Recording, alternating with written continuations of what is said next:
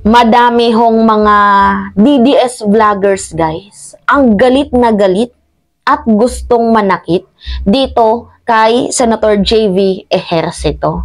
Paano kasi? Nabuking ho ang kanilang mga binabalak na maitim na plano at nagpa-press conference ho siya na siyang na-reveal sa taong bayan. Galit na galit, gustong manakit. Sabi kasi guys ni Senator JV Ejercito, ito basahin natin.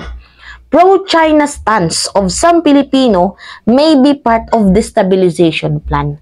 Meron hong mga pro-China vloggers, yung mga Pinoy na kumakampi dito sa China, ang may connection, may nalalaman, kasapi or kaakibat dito sa binubuong destabilization effort laban ho kay President Bongbong Marcos. Laban ho dito sa ating gobyerno, sa ating pamahalaan.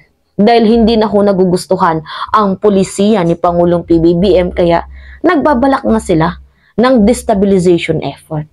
Tama yung sinabi guys ni Harry Roque, connect the dots, na meron hong mga retired generals also, diba, former official military, na bumubuo ng destabilization effort kasi nakausap nila si Digong. Pero, ang nangyari nga lang dito, medyo, na-booking. Kasi meron hong mga military officials ang nagsumbong dito kay Pangulong PBBM about sa nangyaring meetings. So ngayon, si Senator JV Ejercito, daming galit sa kanya guys. Gustong manakit, galit na galit. So, ito yung sabi ni Senator JV Ejercito. Pero anyway, guys, huwag kayong ganun. Sarili nating bayan, tinatraidor nyo. Dapat maging loyal kayo sa sarili nating bayan. Hindi yung kayo mismo ang tumitirada sa sarili nating bayan. Okay lang pala sa inyo na binubuli tayo, Okay lang din pala sa inyo na tinatapak-tapakan ng ating bayan. Grabe, nabubusil pala kayo ng pera.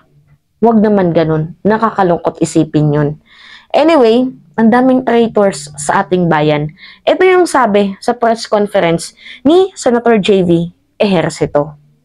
Senator JV Ejercito expressed dismay on fellow Filipinos who have pro-China stance. He said they seem to support Beijing on the issue of maritime dispute in the West Philippine Sea. He believes this may be used as destabilization efforts against the administration of President Ferdinand Bongbong Marcos Jr. The sad thing about it is that this might be part of a destabilization plan, no? Hindi po malayo because we have that conflict in West Philippine Sea. So para po mawala yung attention doon, guguluhin tayo dito internally, mag-aaway-away tayo. Apart from other... Imagine guys ang ginagawa ng mga Chinese, at saka na balita ko na din sa inyo yan guys, na meron hong mga Chinese na binabayaran, meron hong mga Filipino vloggers na binabayaran ng Chinese para na pumanig sa kanila. Ang iba kasi dito sa ating mga mamamayang Pilipino, napupusil ng pera, which is, nakakadismaya. Yung sarili nating bayan, pinagkanuno ninyo laban sa kalaban natin. Nakakalungkot lang na isipin na merong mga ganitong taong nag-i-exist. Pero lilinawin ko ang aking sarili guys na hindi ho ako ganun. Hindi tayo nababayaran. Kung ano yung stand ko, kung ano yung nararapat sabihin ko, sinasabi ko. Kaya nga gumawa ko ng sarili kong channel eh. Diba, you know what guys? Kaya naging critics ako ni Duterte kasi hindi ko na gusto ang kanyang pamamalakad. Diba? Hindi the porket supporters tayo, magiging fanatiko na tayo to the point na hindi na natin nakikitang mali. Huwag ganun. Hindi ho tayo ganun, guys. Pinapangako ko sa inyo, never ever hong nabayaran ang aking pagkatao at never ever po akong magpapabayad sa mga mapanlinlang na politiko. Anyway, going back sa ating topic. Officials of the government, the senator also receives attacks on social media from vloggers and trolls because of his position on the West Philippine Sea issue. O yan guys, narinig nyo. Na itong si Senator JV Ejercito ay tinitirada ng mga vloggers, ng mga pro-China, especially dyan si Tio Moreno, diba? Si Mark Lopez, si Crizet, yan yung mga vloggers na yan, si Sasot, yung mga literal na DDS vloggers na, tinitirada itong sa Senator JV Ejercito dahil nga lang, hindi sila magkaparehas ng polisiya. Talaga nga naman, nakakalungkot isipin, guys.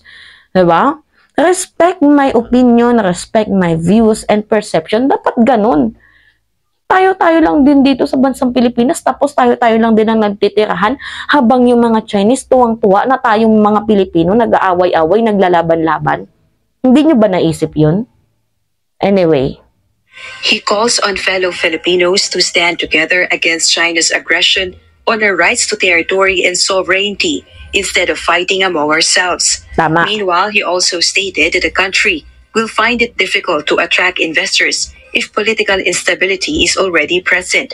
Additionally, amidst the multiple issues we are facing, politics should be set aside, especially now amid the significant challenge of China's aggression in the West Philippine Sea. Dapat guys, ito take note. Diba total parang ang ginagawa kasi ng ibang bansa, pinagtatawanan na tayo dahil wala tayong unitement. So instead na magpakabobo tayo, magpakabulag tayo, mag-unite tayo guys sa iisang mithiin.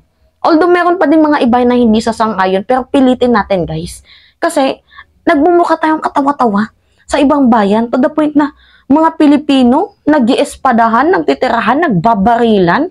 Diba? Wag naman ganun. Wag tayong umabot sa point na lumala ang tensyon na tayo mismo mga Pilipino ang maggera sa kapwa natin Pilipino. Wag ganun.